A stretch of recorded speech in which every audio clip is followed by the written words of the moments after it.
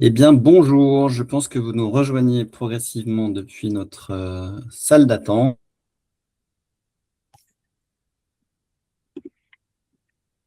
Je vérifie, il me semble que oui. Bienvenue. La salle se remplit. Merci infiniment de vous joindre à nous. Je pense que si vous êtes là, c'est que vous êtes curieux d'entendre, tout comme moi, nos intervenants, intervenantes sur cette question des évolutions qui interviennent sur le monde du conseil en développement durable. Donc pour rentrer directement dans le vif du sujet, avant que je ne prenne quelques minutes pour présenter nos intervenants et intervenantes, je pense que si vous êtes ici, c'est que vous êtes assez impliqué dans les questions de durabilité en entreprise et ça ne vous a pas échappé que l'année 2005 a été particulièrement compliquée et c'est probablement avec le temps une année qui sera identifiée comme un tournant important dans les pratiques de développement durable. Au-delà de tous les phénomènes feuilletons qu'on a pu connaître, que ce soit autour de la CSRD, ses nombreux ajustements, autour du backlash écologique qui a été extrêmement violent et dont on revient finalement assez vite. En revanche, on perçoit que en trame de fond, la façon dont les entreprises s'approprient, se projettent dans les démarches de durabilité a profondément évolué. Et probablement, ce qu'on retiendra, mais je laisserai mes intervenants compléter, c'est que le poids de la réglementation a été largement entaillé pendant cette année pour se tourner vers des préoccupations qui sont probablement beaucoup plus stratégiques. Mais toujours est-il qu'on le voit, hein, cette année a laissé des traces. Alors sur un marché qui a énormément souffert, d'une part, mais surtout sur les pratiques et les attendus des entreprises qui a vraisemblablement assez lourdement évolué. Donc, c'est exactement ça qu'on va vouloir approfondir aujourd'hui avec nos trois intervenants et intervenantes, notamment pour se poser la question des impacts en matière de conseil, puisque si vous œuvrez dans ce domaine-là ou si vous souhaitez le faire, je pense que c'est indispensable de comprendre quelles sont les évolutions qui ont été portées par les entreprises et donc quelles sont les conséquences pour votre offre, pour les compétences éventuellement que vous devez déployer pour accompagner ce marché. Donc, c'est ça qu'on va étudier. Et puis, je me permettrai aussi de faire un détour par la formation qu'on propose spécifiquement sur le monde du conseil, dont sont issus d'ailleurs deux de nos intervenants, que je vais présenter tout de suite. Donc, bonjour Anne-Laurence, bienvenue. Donc, toi, tu fais partie de nos alumni. Tu as suivi la formation il y a quelques mois. Toi, tu nous viens du monde de marketing, tu as travaillé dans beaucoup de grands groupes avant de bifurquer progressivement depuis ton entreprise de l'époque vers la RSE. C'était en 2021. Et puis, tu as ressenti le besoin de t'étoffer, donc tu as suivi une formation chez nous pour acquérir davantage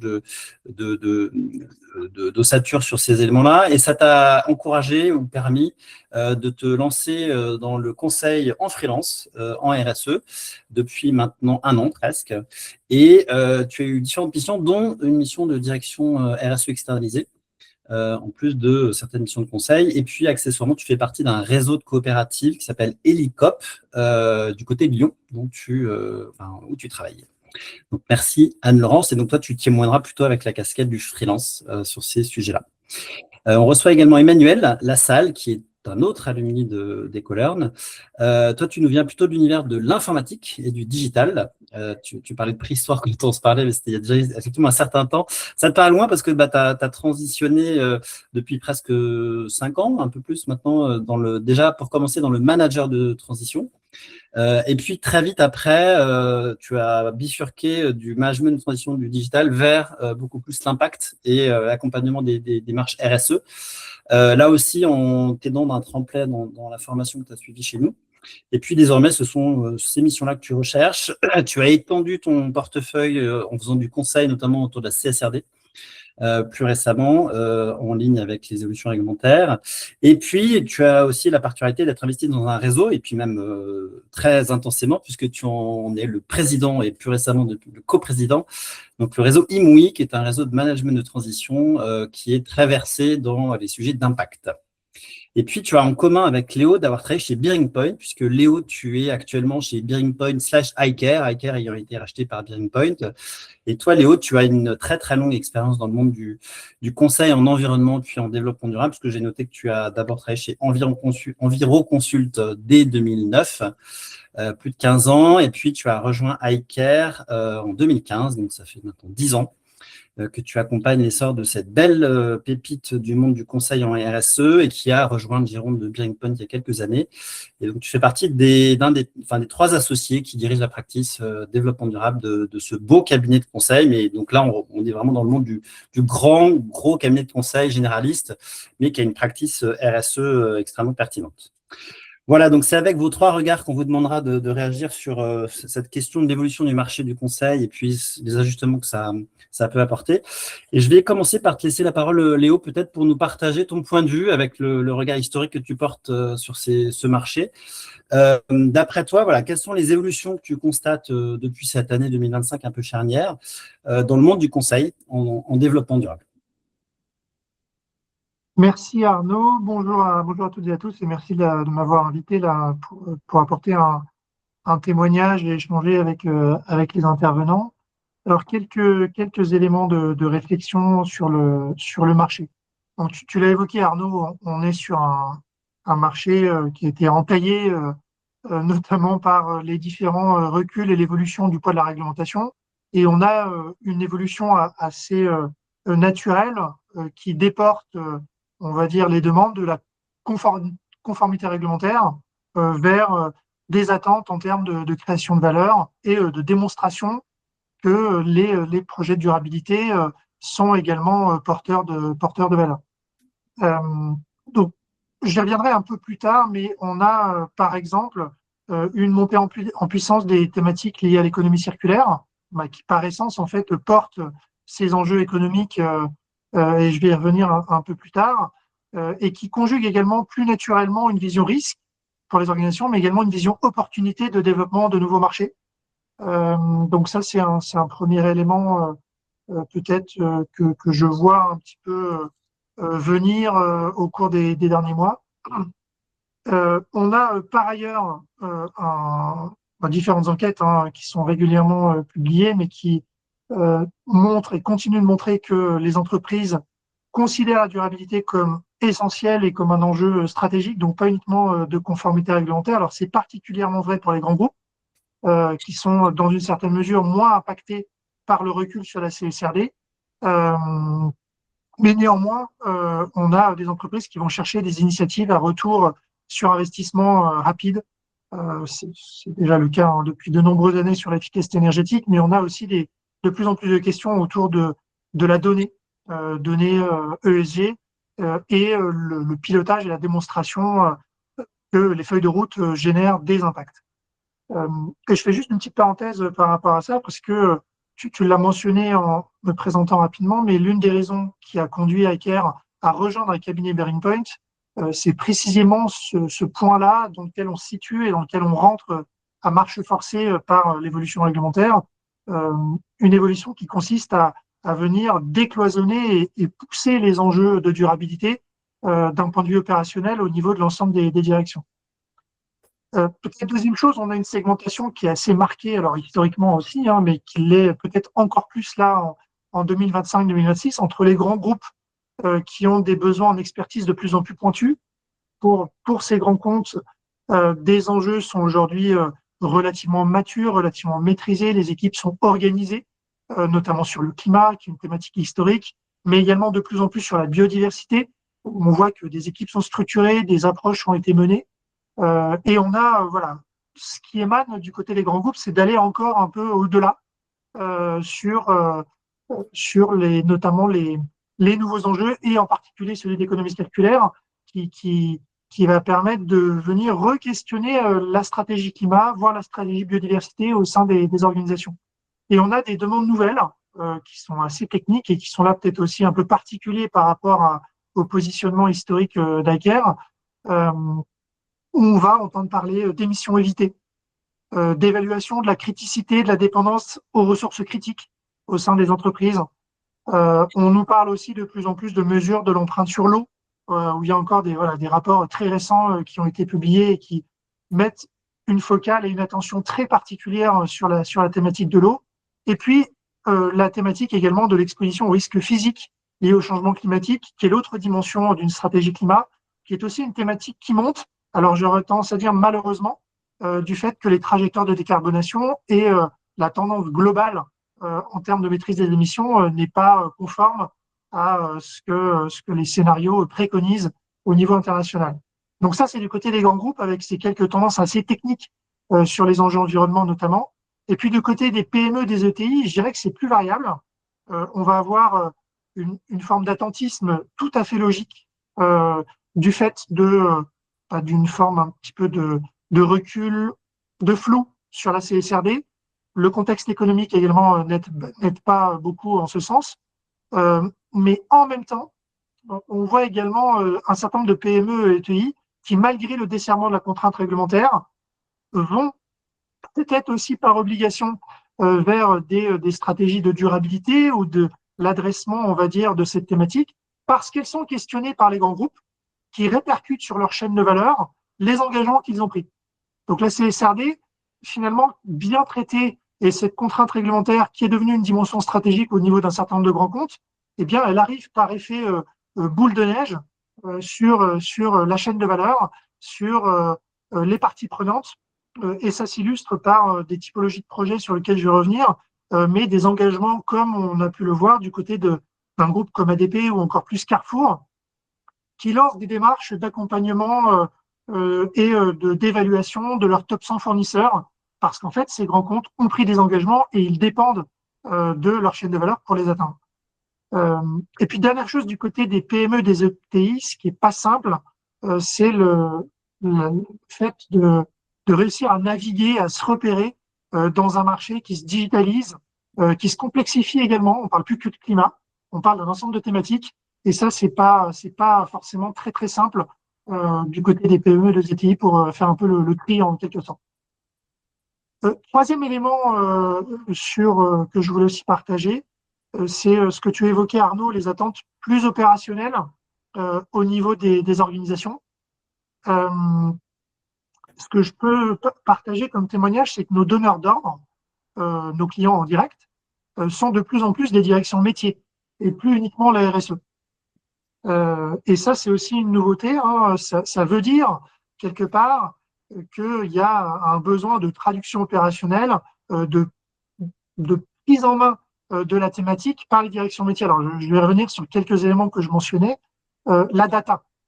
On a voilà, des demandes grandissantes du côté des DSI qui sont de plus en plus chevilles ouvrières du pilotage de la performance extra-financière de l'organisation. Et tout comme le marché du conseil en général se digitalise, et je ne vais pas parler de l'IA, mais le marché du conseil en RSE continue à se digitaliser. On a une tendance qui s'est déjà installée depuis un certain nombre d'années, mais là, voilà, ça se poursuit, en tout cas, malgré les difficultés en 2025. C'est à la fois un signe de maturité, parce que ça reflète un besoin et une attente en termes de solidité du pilotage, de l'automatisation, de la fiabilisation des indicateurs extra-financiers. C'est assez naturellement qu'on a des missions en copilotage maintenant, DSI et direction RSE. C'est aussi une des raisons pour laquelle on est assez content côté iCare et Bearing Point d'avoir fait le choix de créer des équipes mixtes qui savent à la fois parler avec des DSI dans leur métier historique, mais également articuler les outils existants, les outils qui arrivent et les enjeux autour de la transition environnementale. Alors, je ne vais pas revenir sur les DAF, hein, mais en 2024 et sur une partie de 2025, ils ont été quand même fortement mobilisés, voire en première ligne pour tout ce qui touche au reporting extra-financier, au-delà de l'enjeu data. Donc ça aussi, c'est des clients que nous, on n'adressait pas il y a une dizaine d'années et qui sont de plus en plus à la manœuvre. Les directions achat et les directions marketing, c'est vrai qu'on a un tropisme côté iCare historique où nos clients, c'était peut-être 80% les directions RSE, et on a un glissement progressif avec des demandes qui émanent des directions achats, des directions marketing, où l'intégration de ces enjeux de décarbonation, d'identification d'opportunités, de nouveaux produits plus performants d'un point de vue environnemental, de réduction de l'empreinte sur la biodiversité de la chaîne d'approvisionnement, d'identification des facteurs de risque liés à certains fournisseurs critiques en termes de dépendance à des matériaux. Ça, c'est des demandes aussi assez nouvelles qui traduisent un besoin de sortir, on va dire, de la direction RSE pour traiter les différents enjeux. Et donc, on a un besoin du côté conseil qui nécessite une capacité de traiter l'expertise sur les enjeux environnementaux, les enjeux de durabilité avec les outils associés, remonter à un niveau stratégique, intégrer la data, et puis être capable de pousser le déploiement dans les différentes directions métiers. Ça, c'est une évolution aussi qu'on peut observer, qui était déjà installée, hein, mais qui se confirme en tout cas en 2025. Et puis une dernière peut-être illustration aussi de tendance, elle est peut-être moins marquée, mais elle est peut-être plus aussi assez spécifique à ce qu'on peut faire au sein d'ICARE et Bearing Point, mais c'est le besoin de travailler en collectif. Alors c'est vrai que travailler en collectif dans un temps dur, comme l'année 2025 et qui se poursuit en 2026, c'est aussi une tendance assez intéressante qui permet déjà de se serrer les coudes euh, entre praticiens, mais aussi entre entreprises, et qui répond à un besoin. Euh, un travail en collectif, ça veut dire à l'échelle d'une entreprise avec ses fournisseurs, par exemple.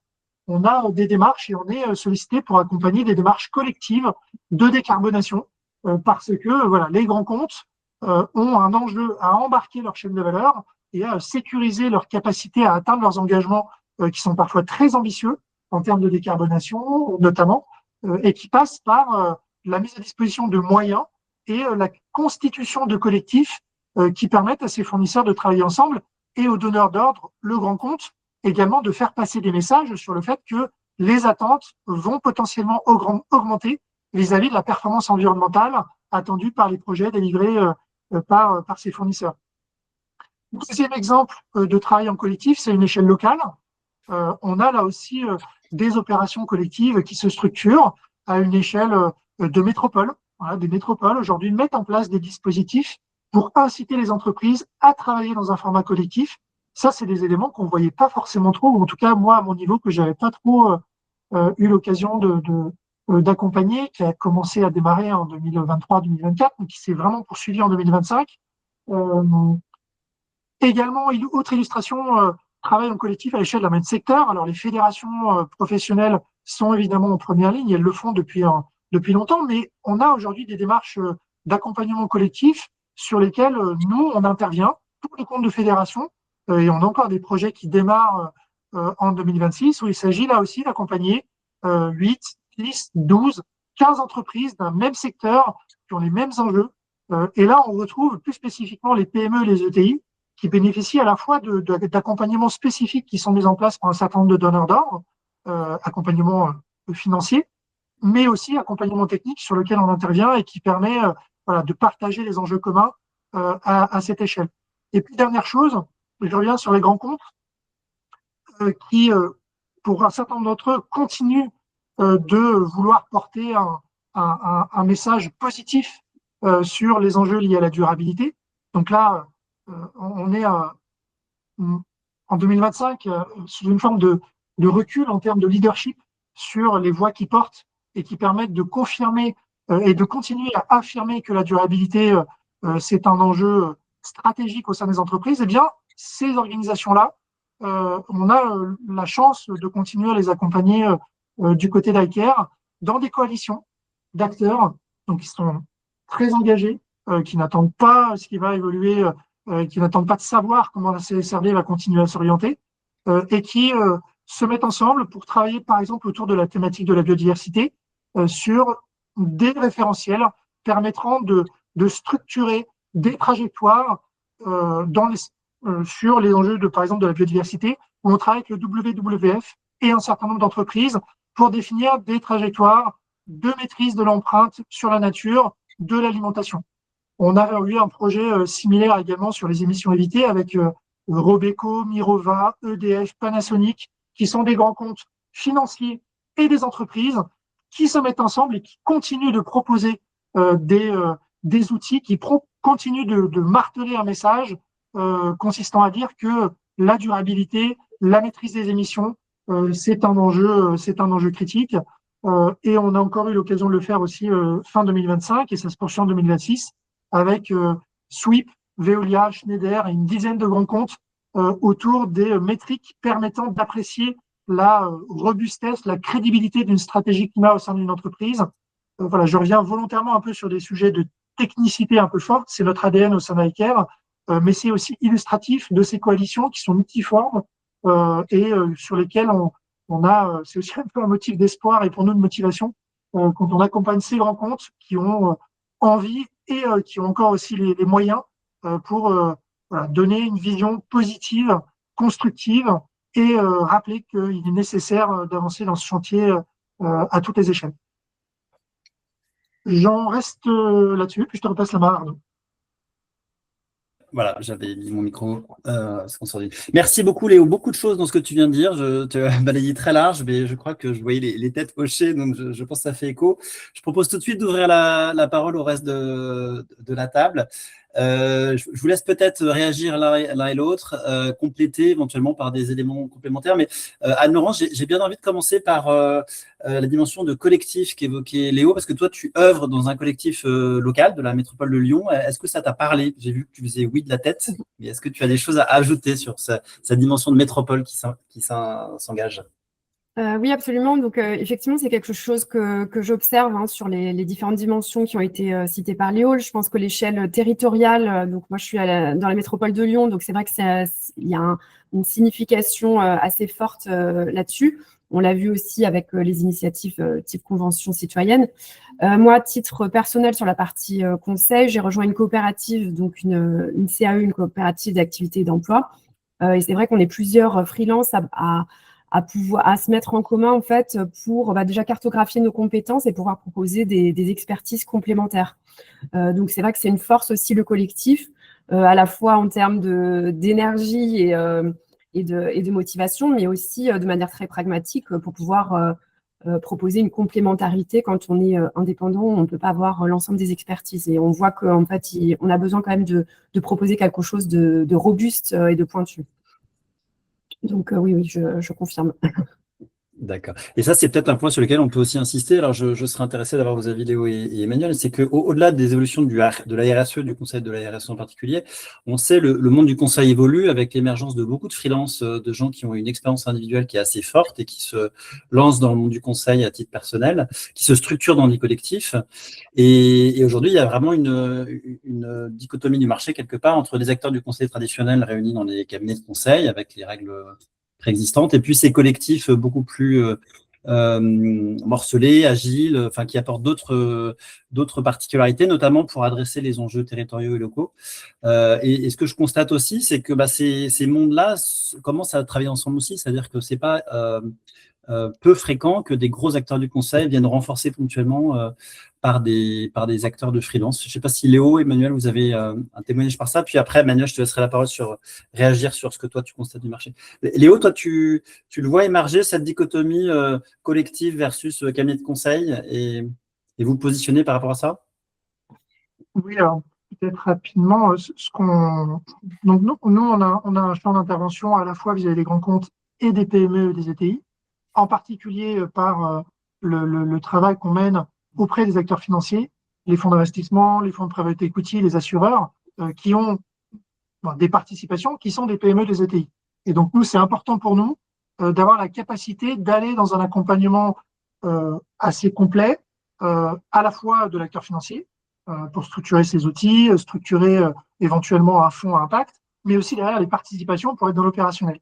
Et dans ce cadre-là, quand on est sur ces typologies de clients, eh bien c'est vrai on croise, y compris dans des consultations, de plus en plus de freelance. Donc c'est aussi pour nous un questionnement en termes de positionnement qui n'est pas toujours évident, parce que on le sait, quand on est à Care Bearing Point, eh bien c'est pas toujours évident d'être compétitif face à ces acteurs. Néanmoins, deuxième élément, et puis je laisserai Emmanuel réagir, nous faisons aussi appel à des freelances sur des besoins particuliers, parce que malgré les équipes qui sont voilà, assez conséquentes, hein, enfin, la practice durabilité aujourd'hui de Care Bearing Point, elle regroupe une centaine de collaborateurs, mais on n'a pas nécessairement toutes les compétences et on a des besoins assez pointus, parfois aussi auxquels on ne sait pas forcément répondre. Par exemple, la connaissance d'un secteur assez fine avec une seniorité qu'il faut pouvoir présenter. Bah ça fait pas partie de la palette des compétences qu'on a nécessairement en interne. Donc, on est assez classiquement aussi avec les acteurs freelance du conseil en durabilité, mais également nos concurrents, autres cabinets, dans une logique à la fois de concurrence, mais aussi de partenariat quand il faut le faire. Merci Léo. Emmanuel, tu veux ajouter quelque chose? Oui, bah en fait, je vais creuser le sillon de l'argument de Léo. En fait, c'est un peu la raison d'être de notre collectif, d'ailleurs, le collectif IMWI, Interim Managers with Impact. C'est en fait, finalement, on est une quarantaine d'indépendants à l'origine, hein. On a tous nos fonctions de prédilection, nos secteurs où on a œuvré souvent dans les postes de direction générale pendant direction générale ou fonctionnelle pendant des années. Et en fait, l'idée, c'est justement de créer un collectif et d'avoir une capacité à répondre à des enjeux, des fois en groupe, et surtout des fois se faire connaître auprès de ces donneurs d'ordre que tu évoquais, Léo. Ça peut être les fonds, ça peut être les fédérations, parce qu'effectivement, on a une capacité à proposer, finalement, c'est un argument de réassurance, hein, une expertise des fois fonctionnelle, des fois sectorielle, qui sont pointues. Et effectivement, ça permet d'avoir un point d'entrée et d'éviter à avoir à ces donneurs d'ordre de faire eux-mêmes la démarche de recherche. Donc ça, c'est un premier point. Et puis aussi, nous, ce qu'on voit évoluer dans notre pratique depuis 5 ans que le collectif existe, c'est que autant on était très typé management de transition au départ, autant maintenant, finalement, on se rend bien compte qu'en fonction de la taille des organisations, hein, pas que des entreprises, mais souvent entreprises, les besoins d'intervention et de contractualisation des missions évoluent. Et en fait, finalement, on est de plus en plus focus sur le besoin du client et comment y répondre de la manière la plus adaptée en fonction des phases. Est-ce qu'on est dans une phase de sensibilisation, de cadrage, enfin d'audit, de cadrage stratégique ou de transformation opérationnelle? Et de ce point de vue-là, en fait, on ne fait pas toujours des missions de management de transition. Ça nous arrive de faire du conseil. Et en fait, finalement, on s'adapte aux besoins des différents clients en proposant des modalités d'intervention qui varient. Merci Emmanuel. Alors peut-être pour poursuivre cette discussion, maintenant qu'on a saisi un peu la portée de l'évolution qui intervient, on peut s'arrêter quelque temps sur la question de la boîte à outils, finalement, ce qui est une des choses clés qu'un client vient chercher.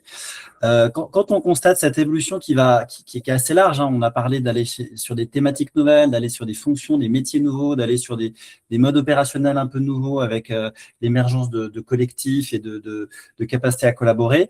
La question qu'on peut se poser, c'est est-ce que ces évolutions-là nécessitent de faire évoluer la boîte à outils, des pratiques, des méthodes du consultant, ou alors est-ce que c'est finalement une évolution ou une réactualisation de méthodes existantes?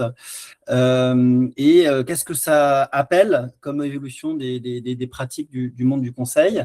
Alors, je vais peut-être vous laisser d'abord réagir de façon un peu spontanée et ouverte.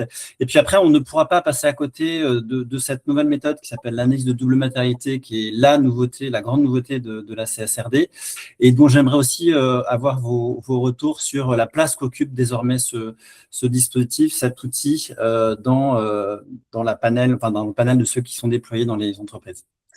Alors, sur les outils en général, je ne sais pas qui veut commencer. Emmanuel, peut-être, puisque tu étais intervenu à la fin, là, au début. En fait, pour revenir sur ce marché et ce que je constate, et notamment de ce que ça signifie concrètement au niveau des outils, c'est sûr que si on resegmente un peu comme l'a fait Léo sur les grands groupes, par rapport au projet de transformation des grands groupes, il y a souvent besoin d'une technicité externe. Et souvent, c'est un mélange à la fois de compétences métiers dans la durabilité, mais c'est aussi les outils et les process qui permettent de les mettre en place et de faire du pilotage ensuite de ces transformations. Donc, il y a un besoin d'accompagnement qui est clair. Et nous, on constate également ça. Ça a été sur le reporting extra-financier, hein, ces entreprises qui faisaient de la DPEF, qui ont fait de la CSRD et qui tout d'un coup se sont dit, bon, OK, j'ai tel outil pour faire mon bilan carbone. Là, maintenant, on me demande de faire de la CSRD. C'est l'étape du dessus.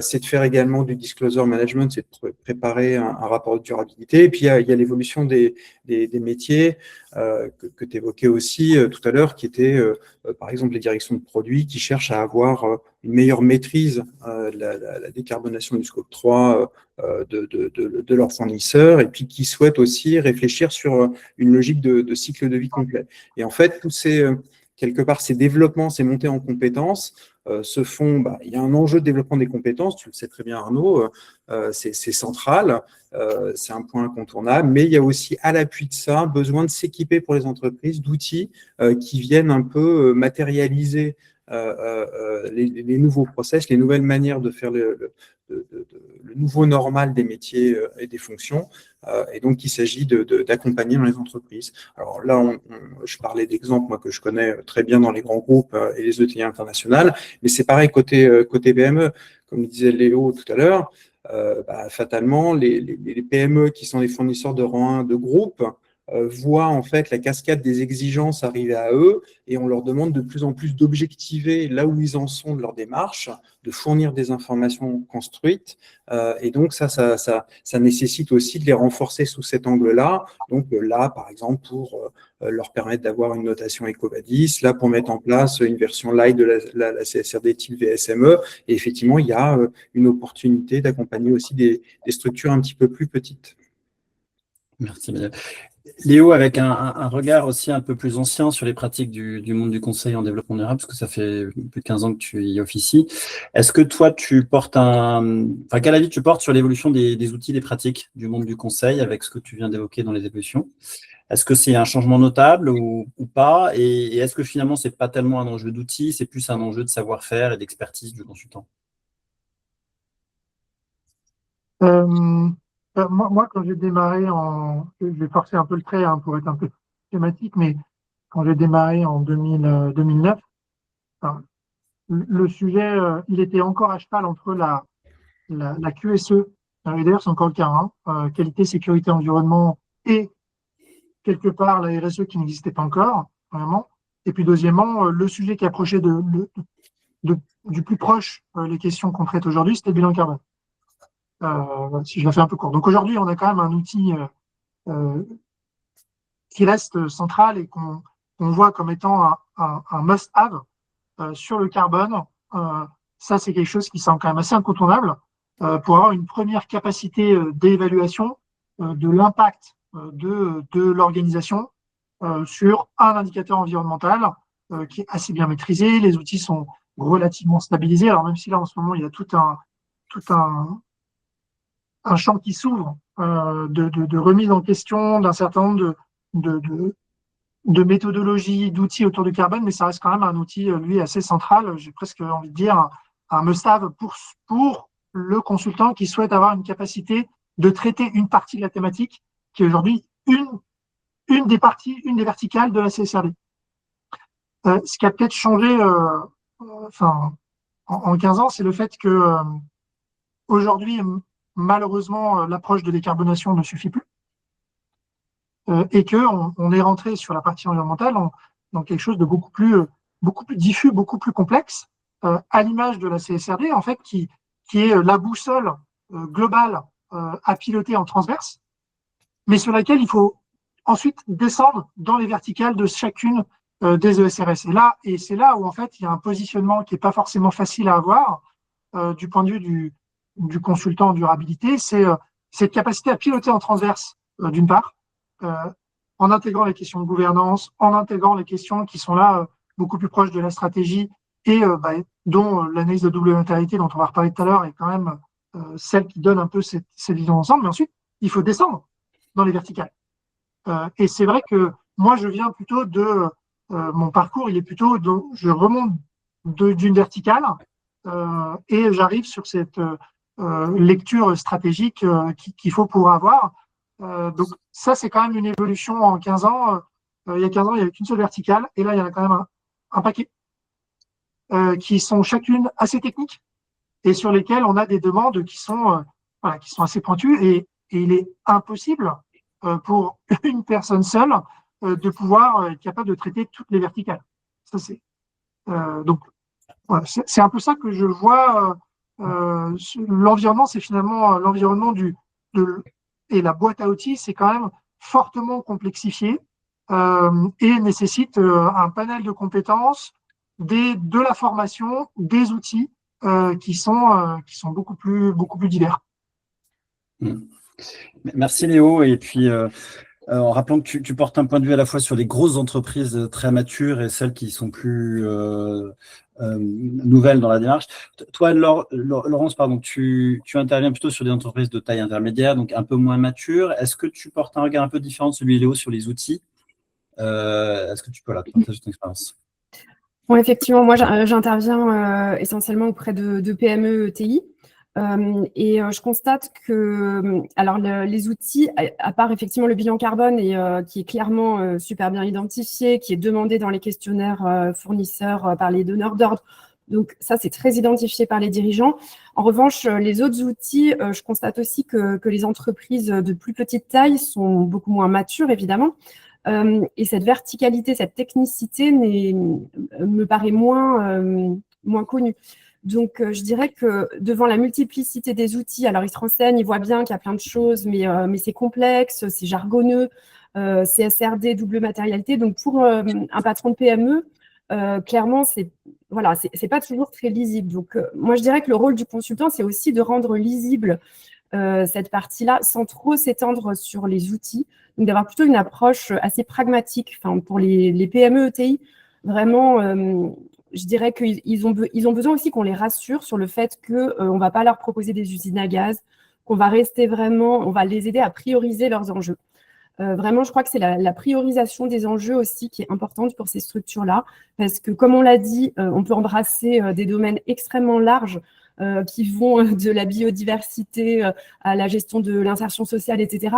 Pour eux, ils ont déjà tellement de choses à gérer que j'ai envie de dire que la valeur ajoutée du consultant, ça va justement les aider au niveau strat à vraiment trouver les enjeux les plus prioritaires pour eux, mais pour leur activité. Et pas forcément faire tout ce qui est fait sur la place du marché parce que ils ont des ressources aussi limitées. Donc voilà, pour moi, c'est vraiment la priorisation. Et d'autant que les outils, on voit bien aussi qu'il y a l'appropriation est très variable. Hein. Les bilans carbone, on en connaît plein, des entreprises qui ont des bilans carbone qui dorment dans les tiroirs. C'est pas forcément passé grand-chose derrière. Donc, si les outils sont pas mis au bon niveau stratégique vraiment pour actionner des leviers qui ont été identifiés comme stratégiques, je pense que ça peut être aussi ça peut être un problème. Après, quand on met en place les outils, c'est aussi l'appropriation, l'engagement des équipes, vraiment la compréhension au bon niveau qui vont les rendre vraiment utiles et actionnables. Emmanuel? Juste en complément, c'est ce que je trouve que le point d'Anne-Laurence est super valide en fait quelque part. Les outils importent peu, c'est comme toujours, c'est les outils au service du métier, d'accord? Donc c'est pour faire quoi? Et en fait aujourd'hui, ce qu'on constate, c'est qu'il y a une transformation des métiers en règle générale, hein, l'intégration de la durabilité. De toute façon, c'est pas une question, c'est pas optionnel. On sait que tôt ou tard, quelles que soient les raisons, hein, couverture de risque, opportunité, en tout cas, il va y avoir besoin de faire rentrer dans le logiciel des paramètres qui n'existaient pas précédemment. Et donc aujourd'hui, il y a ce besoin de transformer les métiers et de s'adapter. Et donc aujourd'hui, ce qu'on constate, c'est que l'enjeu, c'est effectivement d'aider. Alors, moi, je prends cette perspective soit en conseil, directeur de développement durable, la fonction RSE, soit en tant que moi-même, directeur de développement durable depuis l'intérieur dans les entreprises où j'interviens. Mais c'est effectivement de sortir de la technicité et de présenter une démarche RSE qui soit intégrée à la stratégie d'entreprise le plus possible, qui soit orienté résultat et surtout en fait qui a un rôle de coordination des transformations de métier. Autrement dit, on plante des petites graines, on développe des compétences, on lance des initiatives, on pilote et derrière en fait on intègre ça dans la stratégie de l'entreprise avec les métiers et pas à la place d'eux. Et ça c'est une évolution assez forte ces dernières années. Léo parlait de QSE, HSE. Par le passé, c'était quand même assez vertical. Aujourd'hui, on a une inflexion de ces fonctions HSE/QSE, RSE qui est de plus en plus transverse et effectivement qui sont dans un rôle d'animation. Et donc, en fait, l'enjeu, c'est ça, c'est d'être le plus intégré, le plus proche, on va dire, même en termes de terminologie du métier. Et l'exemple parfait, c'est de se dire la double matérialité, c'est quoi? C'est ce qu'on a toujours fait dans des entreprises, c'est de l'analyse de risque entreprise qu'on vient augmenter d'enjeux ESG et qui viennent compléter la vue mais en fait, c'est exactement la même approche. Ça n'a rien de différent fondamentalement. Et donc, aujourd'hui, c'est là-dessus qu'il faut, il faut porter l'effort. Et une fois de plus, pour reboucler sur l'histoire des outils, les outils sont vraiment pour rendre les choses visibles et mesurées.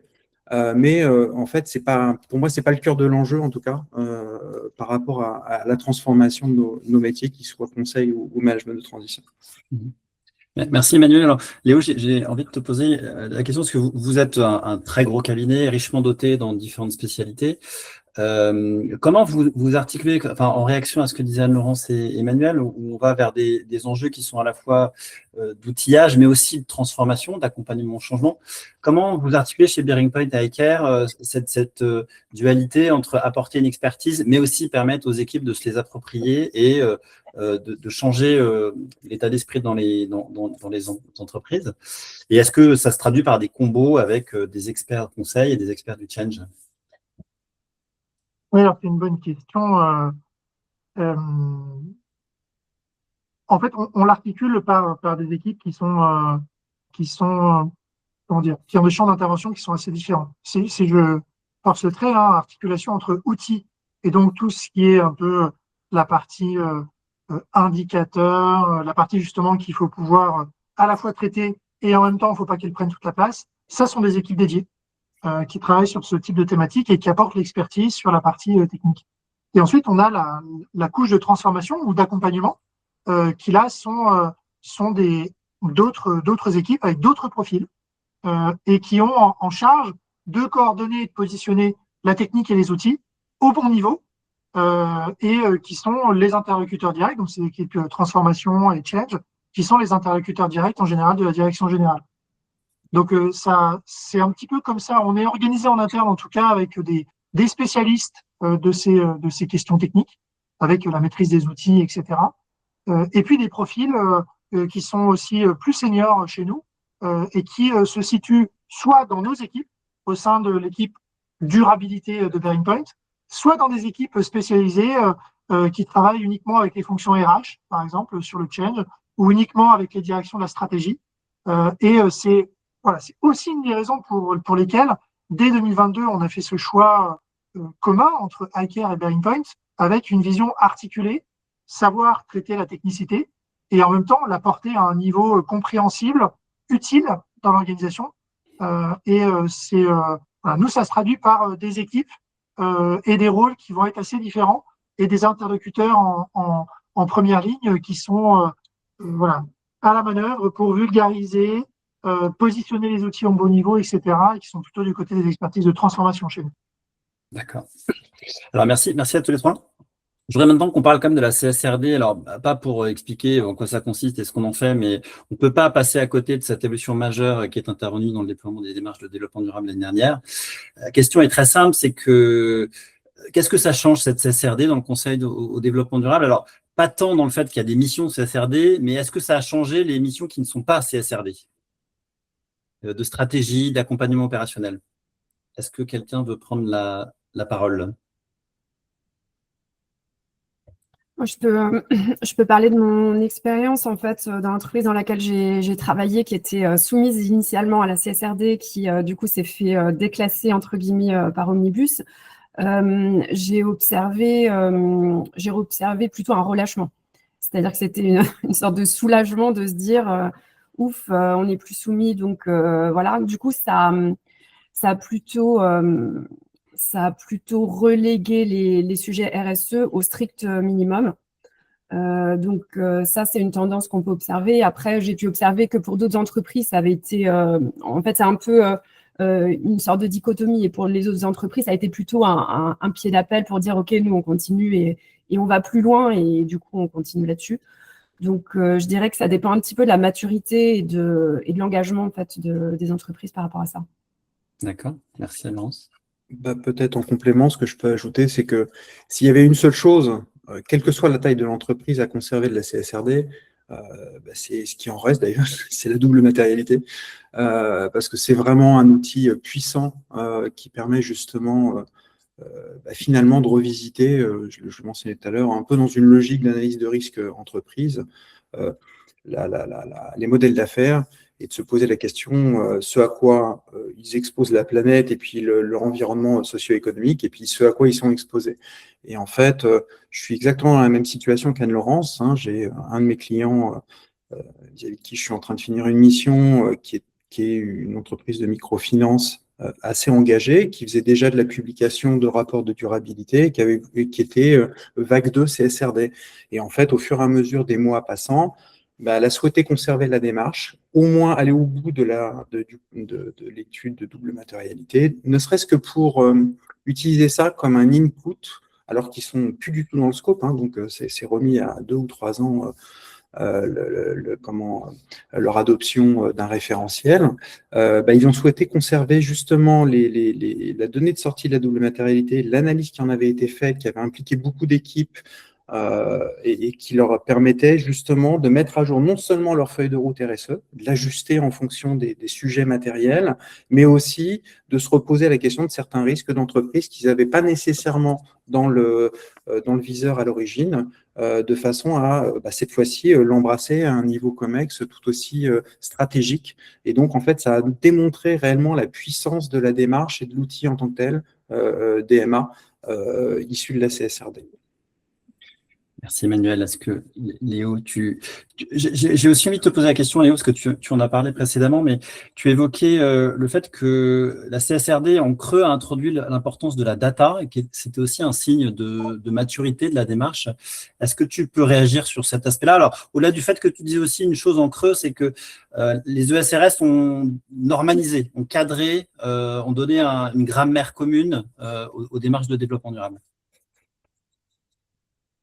Oui, enfin, au-delà de la mission CSRD, ce qu'on peut voir, et là, ce sera plus du point de vue des grands comptes, c'est que ça a renforcé les attentes et le besoin de digitalisation chez un certain nombre d'acteurs. Alors, avec à la fois tous les écueils dont on a entendu parler et qui, je pense, n'ont pas aidé aussi la démarche dans son ensemble, les écueils étant le foisonnement d'indicateurs et le fait que certaines entreprises, je pense, certaines équipes se sont perdues dans ce référentiel qui est absolument à la fois génial, mais d'un niveau de complexité que l'on peut, en tout cas en ayant un petit peu manipulé les choses, qu'on peut se dire, mais c'est vraiment de la folie, quoi.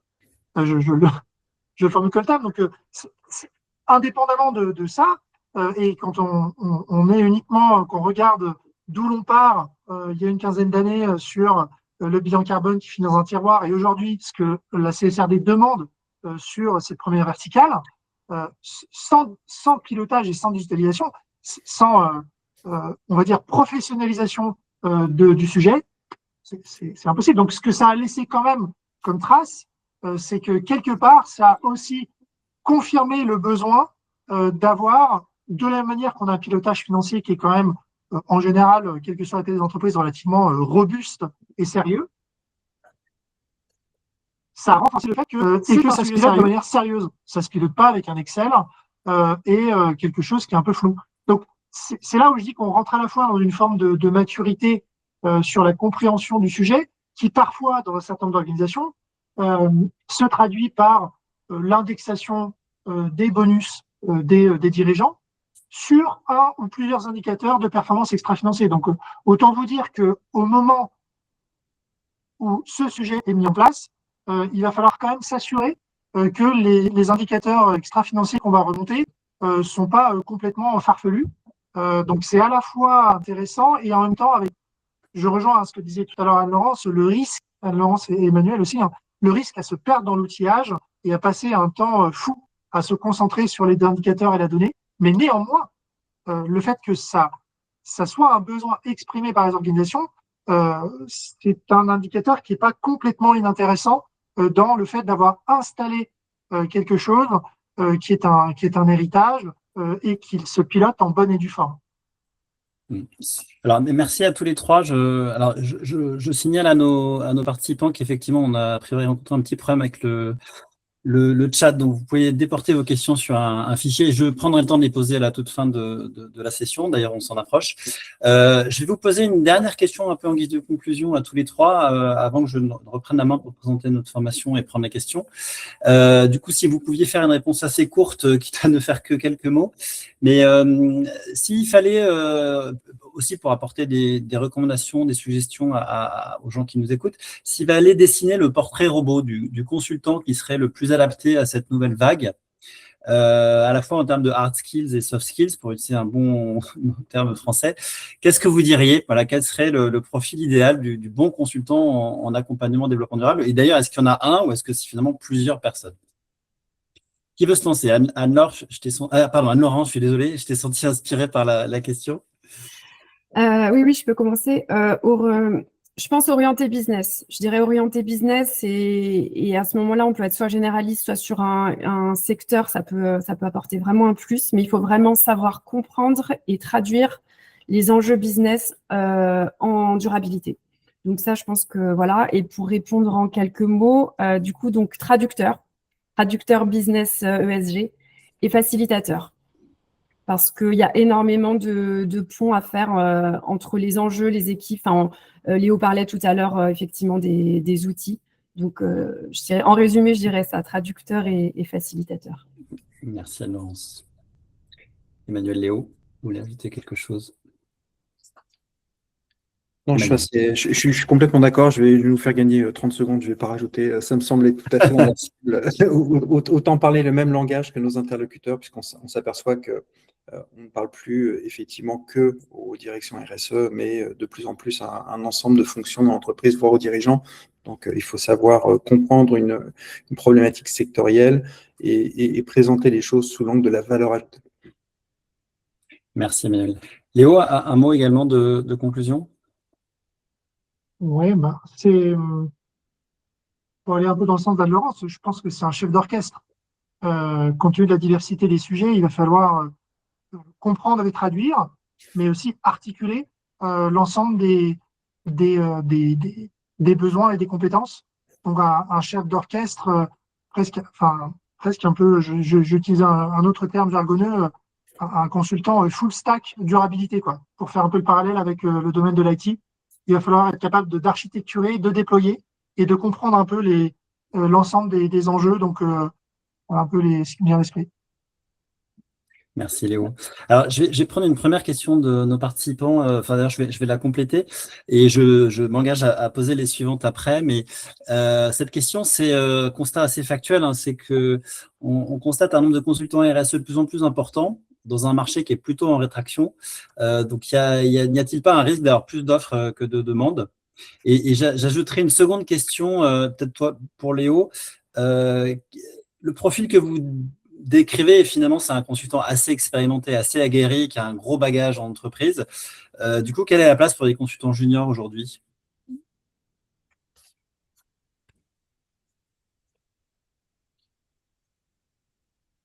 Alors le constat, il est vrai. Hein, on a un effet ciseau potentiellement entre des professionnels quel que soit leur parcours, hein, qui se positionnent sur la RSE et un marché en contraction. Et ça, on l'observe aussi on anime, hein, je fais juste une parenthèse, on anime des formations pour le compte de l'ADEME sur un ensemble de sujets et on voit qu'on forme beaucoup plus de consultants que d'entreprises. Donc ça, c'est pas forcément un signal qui est très positif, y compris pour le compte de l'ADEME. Après, la place pour les consultants juniors, en fait, ce qui est un peu particulier, c'est que là, j'ai un raisonnement en termes d'équipe. Donc, par rapport à ce que je décrivais tout à l'heure, un chef d'orchestre, derrière, nous, notre positionnement au sein de d'iCare et d'iPoint, c'est d'être en capacité de faire d'avoir les chefs d'orchestre, mais également de descendre dans les technicités et les outillages. Et pour ce sujet-là, on a besoin de consultants juniors pour être capable de traiter la diversité des sujets. Et nous, c'est notre ambition au sein d'iCare et d'iPoint. Et j'ai tout à fait conscience que c'est pas forcément l'objectif des uns et des autres là dans ce webinaire. Mais nous, c'est une réponse un peu particulière par le rôle aujourd'hui qui est le mien et notre positionnement, où nous, on veut pouvoir adresser un maximum des enjeux pour que ça soit simple également pour le client et qu'on soit capable à la fois d'aller chercher des experts, mais pouvoir adresser l'ensemble des besoins qu'ils expriment. D'accord, la forme de guichet unique. Oui. Si personne ne veut compléter, alors je propose de… Si, peut-être, juste pour dire, par rapport à quand on dit un consultant junior, est-ce que c'est un consultant junior du fait de son expérience qui débute, on va dire, dans le consulting, ou est-ce que c'est un consultant junior qui débute dans la durabilité? Et j'aurais tendance à dire, si on débute dans la durabilité, mais qu'on a une expérience du pilotage des transformations dans les entreprises, c'est juste un bac à sable différent.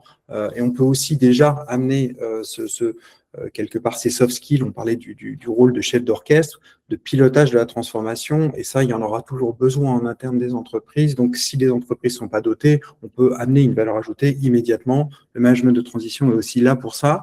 Et par contre, effectivement, quand il s'agit d'une moindre expérience, parce qu'on débute, les cabinets comme iCare seront ravis de vous ouvrir leurs portes. Merci, Manuel. Alors, je vais prendre quelques petites minutes, si Clémence, tu veux bien repartager le support, pour évoquer la formation qu'ont suivi à la fois Laurence et Emmanuel. Alors, j'ai volontairement pris la question sur la demande et les opportunités de transition.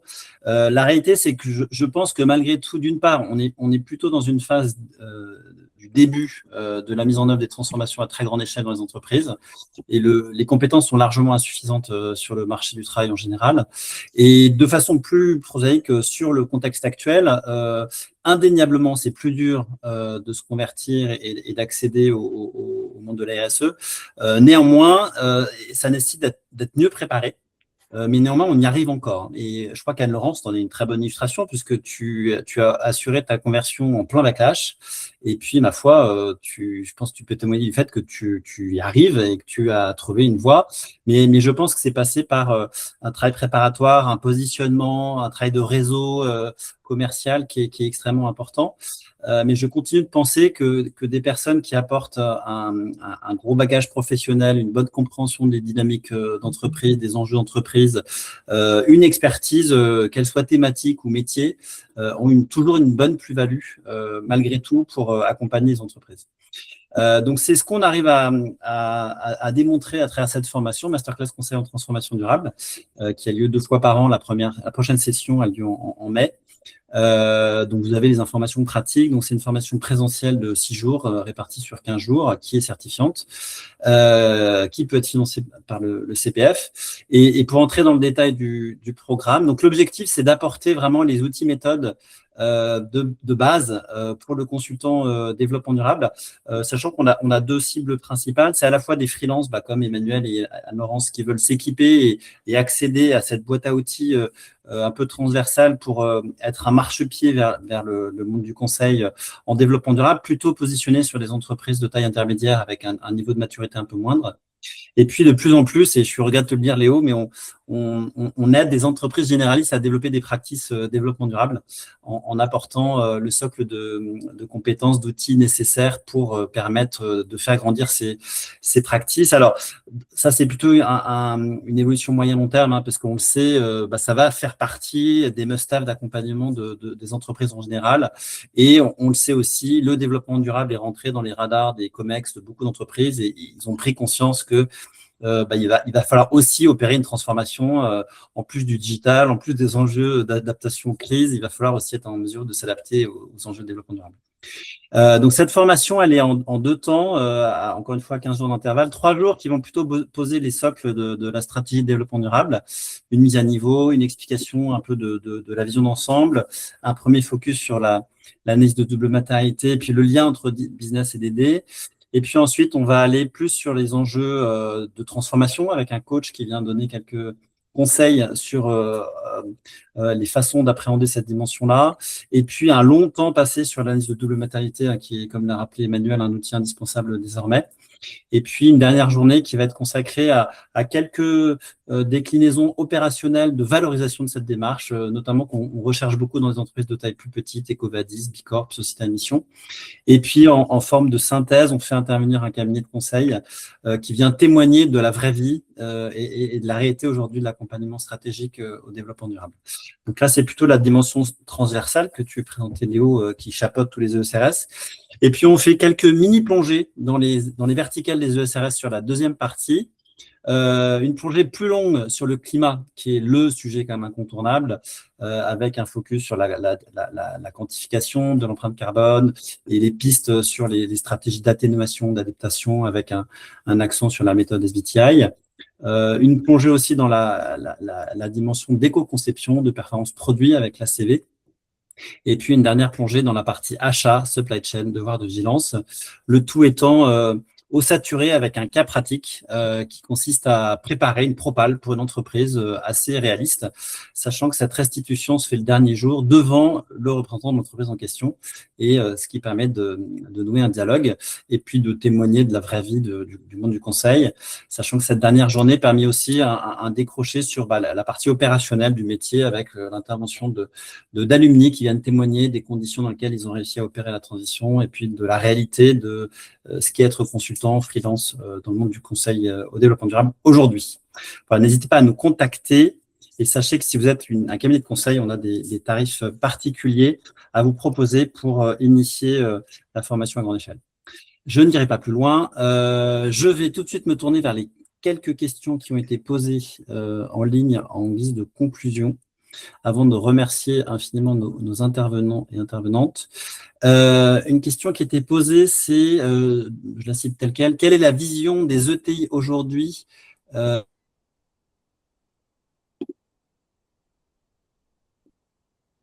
la CSRD en matière de stratégie autour de ça concerne les entreprises qui ne seraient pas forcément concernées. Est-ce que quelqu'un veut répondre ? Moi, je peux parler effectivement de mon expérience. Donc, l'entreprise dont je parlais tout à l'heure et du coup qui n'est plus concernée directement, a en revanche des donneurs d'ordre qui sont concernés. Donc, ses clients dans sa chaîne de valeur, qui vont du coup pour remplir leurs propres ESRS demander un certain nombre d'éléments. Donc, ça peut être aussi de se reporter sur la partie VSME, donc sur la version plus light de la CSRD, pour pouvoir répondre à ces donneurs d'ordre. Après, c'est ce qu'on disait tout à l'heure sur la partie, est-ce que c'est reporting ou stratégie, ça dépend un peu de l'ambition, en tout cas ESG des entreprises. Merci Laurence. Question aussi très pratique. J'aurais deux dernières questions pour finir, assez pratico-pratiques. La première, c'est est-ce qu'il y a un prisme sectoriel qui influence l'importance de la durabilité et qui appelle peut-être plus de besoins d'accompagnement que d'autres ou pas du tout?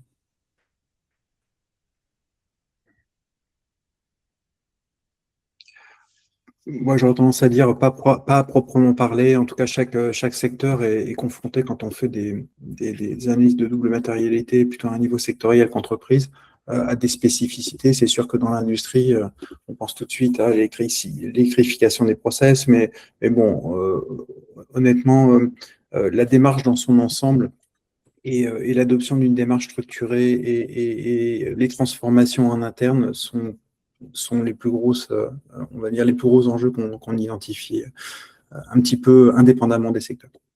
Je ne sais pas s'il y a d'autres avis. Je ne vois pas. Du coup, une toute dernière question et après, on s'en tiendra là.